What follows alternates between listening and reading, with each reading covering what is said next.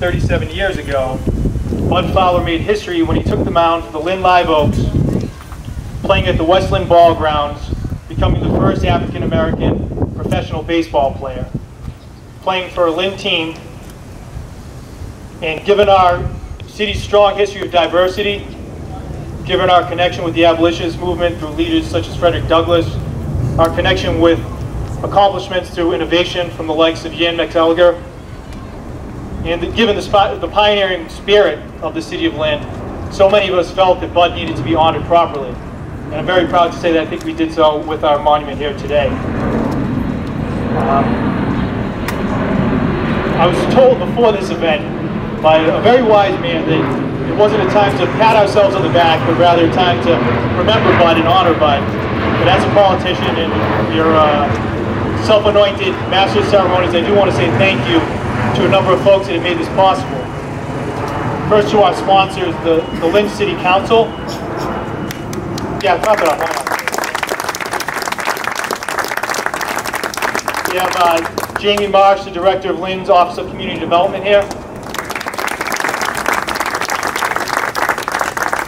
Charlie Gator, the Director of the Lynn Housing Authority and Neighborhood Development.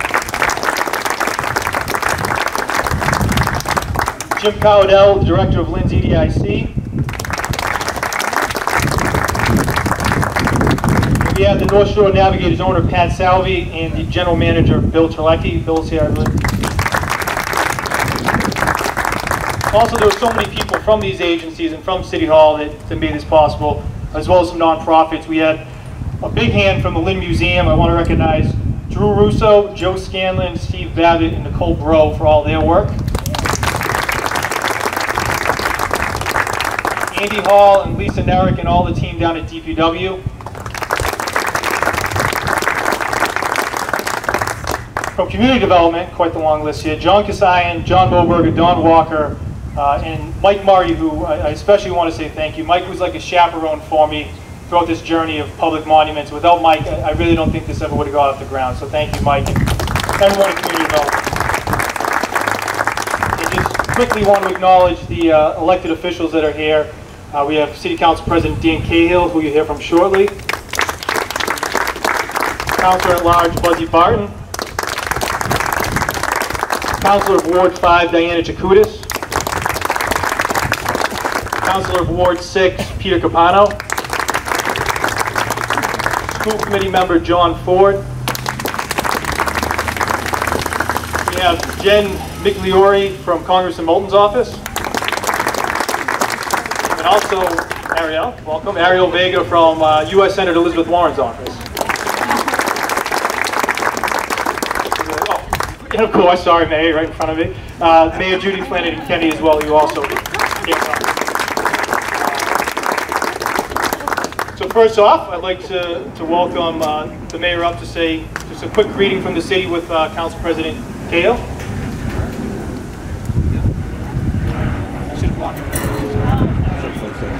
I'm just wondering whose belt is holding the cover over the monument. It's a very large person.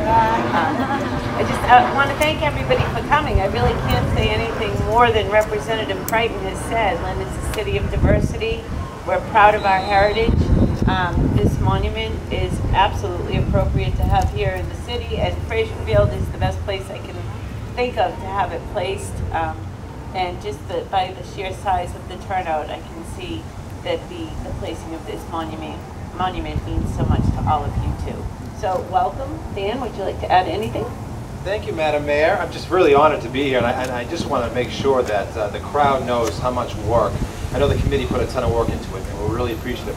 But Representative Bernie Crichton really took the bull by the horns, did the research, and really made this happen. And I think this is kind of a really cool thing to have a monument unveiling, the first I've ever been a part of. So, Brennan, thank you very much for all you've done on this as well.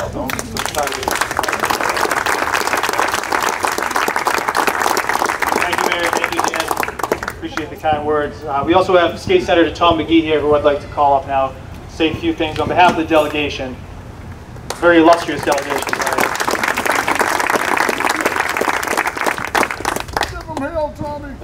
I'm honored to be part of a great delegation with Brendan Crichton. So it's great to see everyone here, and I think the mayor and Brendan talked about it. We have such a rich history in this city, and it's great to recognize the important historic things that have happened. I think this is such a wonderful thing. It's the right place.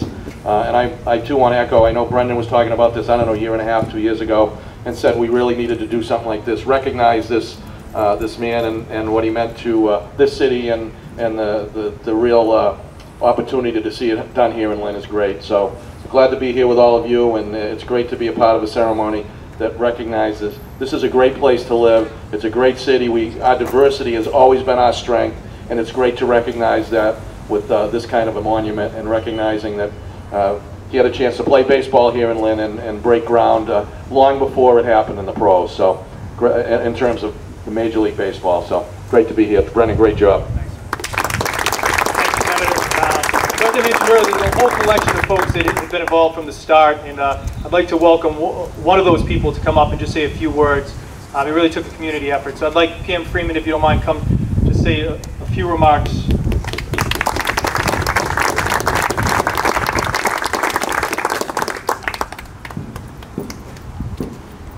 You know, I thought about this moment.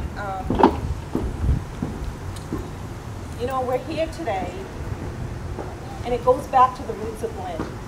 You know, in the 6th grade, my son came home with a book report.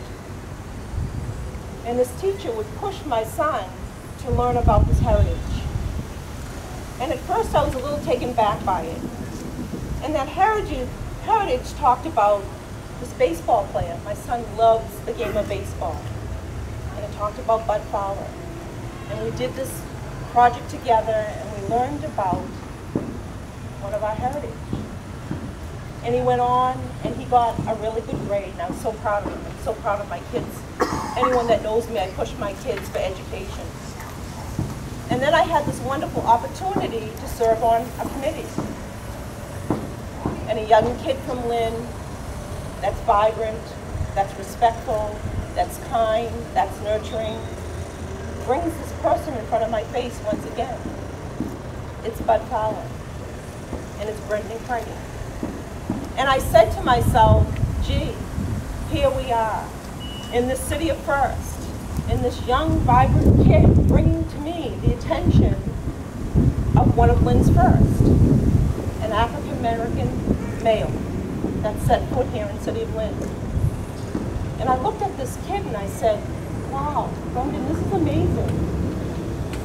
Why would you think of bringing something like this to Lynn? Why wouldn't we think about bringing something like this to Lynn? And so I stand here before you to say, you know, Bud Fowler stood for two things, for pride and for passion. And that's what I stand here before you and talk about pride and passion that I have to Lynn.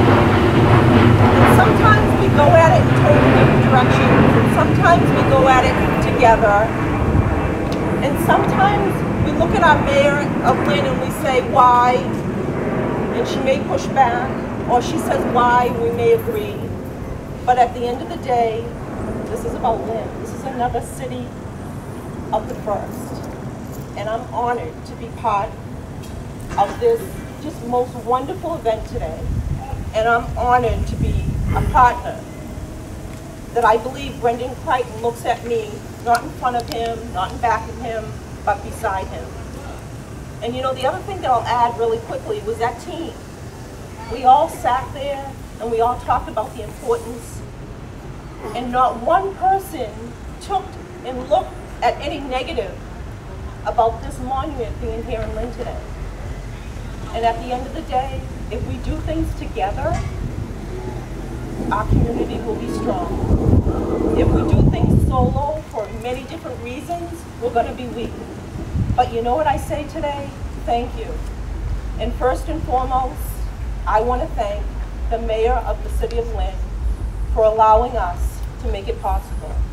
And I want to thank Brendan Crichton to make the impossible possible in the honor of Bud Fowler. Thank you.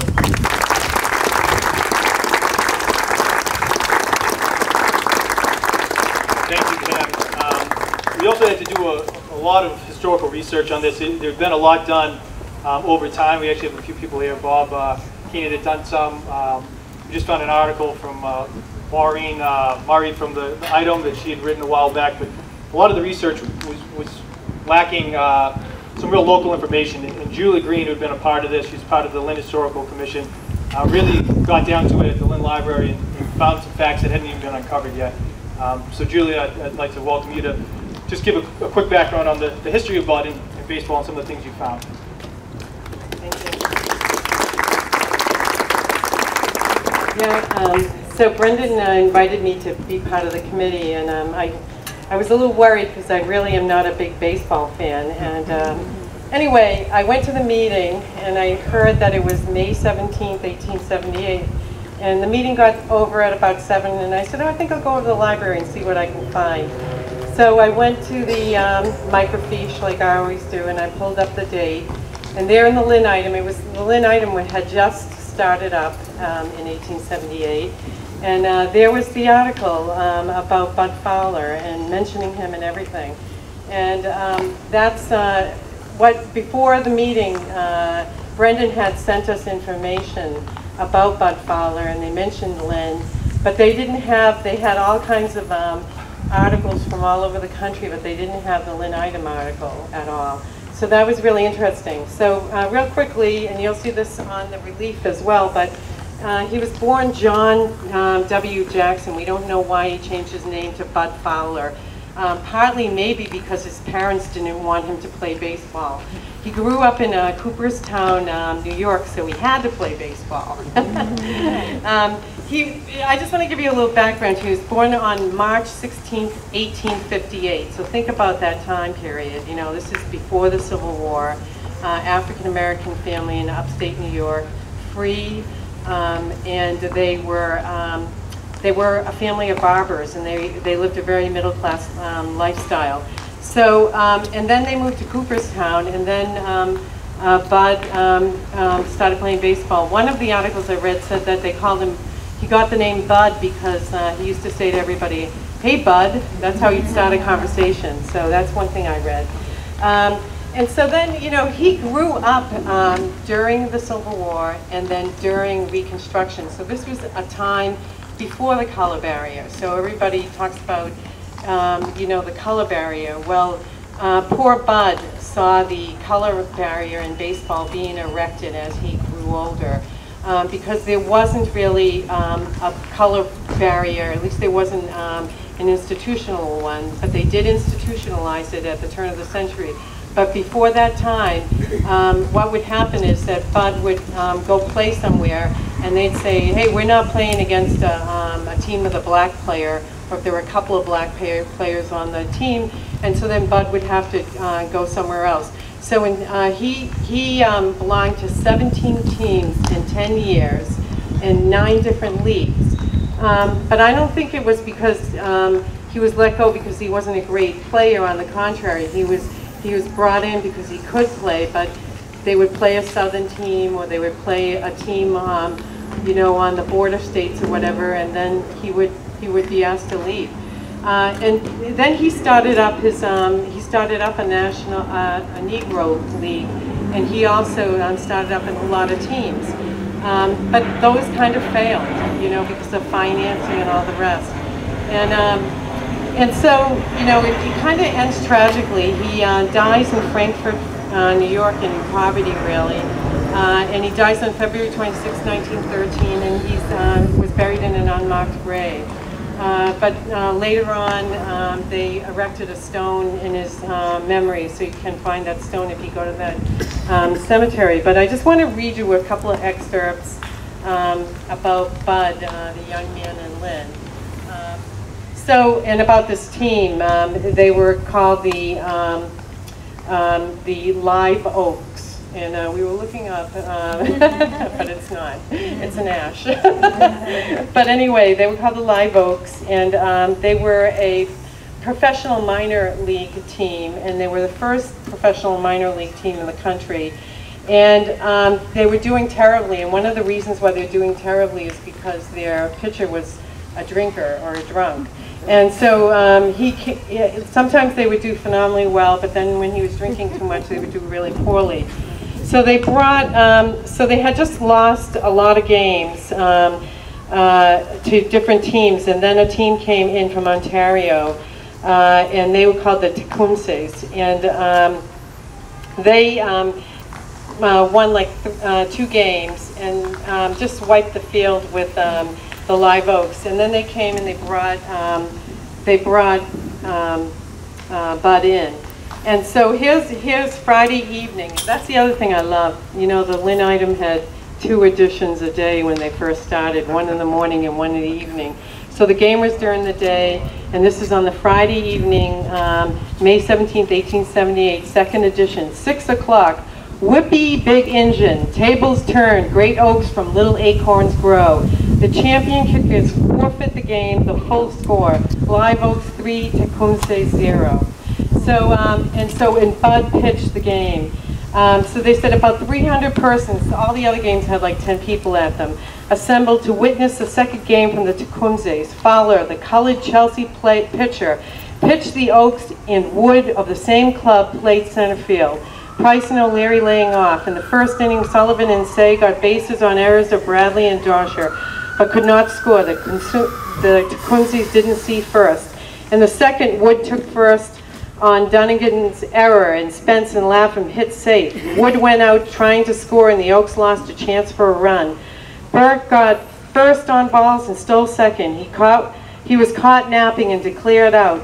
It was certainly a close thing, and the Tecumsehs kicked so hard that Mr. Murphy, the umpire, was removed. James Tufts taking his place. The Tecumsehs did not score. In the third, Gillespie hit safe and took second on a wild pitch, third on Hav's grounder, and scored on Sullivan's fine base hit. Sullivan was left. The Tecumsehs were blanked. In the fourth, Wood, Spence, and Lapham hit safe. Wood scoring. Spence scored after Phillips' fly was caught. Both runs were earned. The Tecumsehs went out a 1-2-3 order. The fifth had no runs on either side. In the sixth, the Oaks were blanked. Powers hit safe after 2 were out and went to third on a wild pitch, but was left. Hall striking out. In the seventh, the Oaks were blanked. Hornig and Burke got first on errors of Spence and Lapham. Hornig was put out trying to get to third. Barnes struck a fly to Hayes, who caught it and fielded it handsomely home. In time to cut off Barnes, who was trying to score. Everyone considered Barnes out, but he refused to continue the game and forfeited 9-0 in favor of the Oaks. Barnes drew down a good deal of no favorable comment by his constant kicking, and evidently wanted to umpire the game himself. Fowler's effective pitching and the handsome manner in which he was backed up fairly earned the game for the Oaks. The score follows. And they gave the box score. So the next day, the Tecumsehs leave town. They don't play the next game. And then they write, you know, about how they're sad sacks. And so this is what they write about Fowler. In the meantime, Fowler, who had so large a part in winning the Tecumseh game, will play with the Oaks. He is a very fine pitcher, and it is a pity he cannot be permanently secured. He is a scholar in the Chelsea High School, and his parents do not wish him to play ball on a salary, but he has expressed a willingness to play with the Oaks whenever they want him. He was to play in today's game and in all the games next week, giving Price plenty of time to recuperate. Price is the guy who had a hard time keeping up the sauce.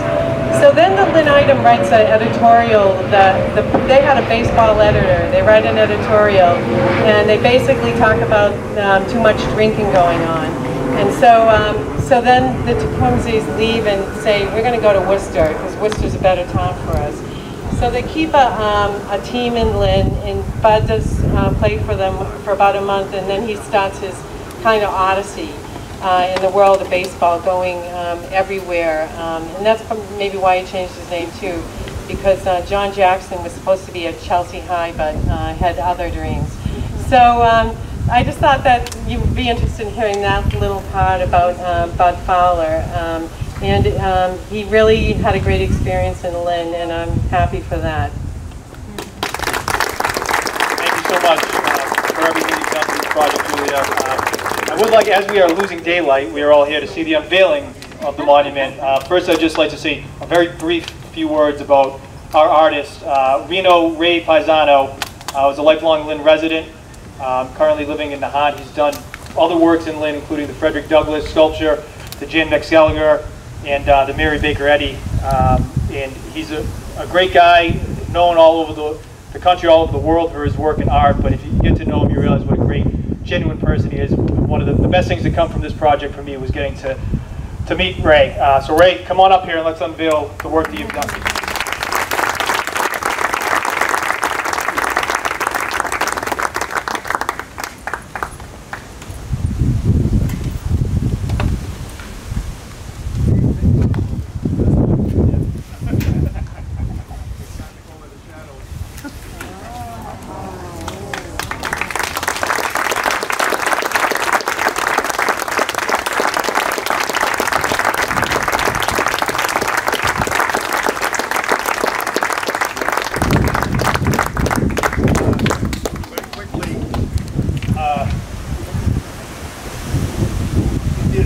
The original model was in clay, which still exists in my studio.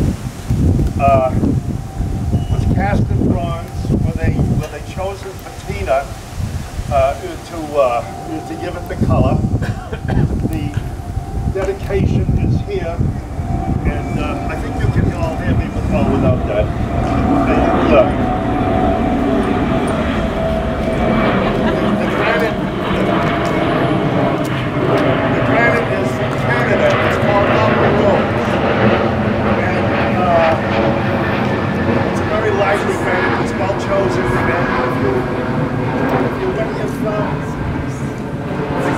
Saturate, you'll see what it's like when it's wet in the rain.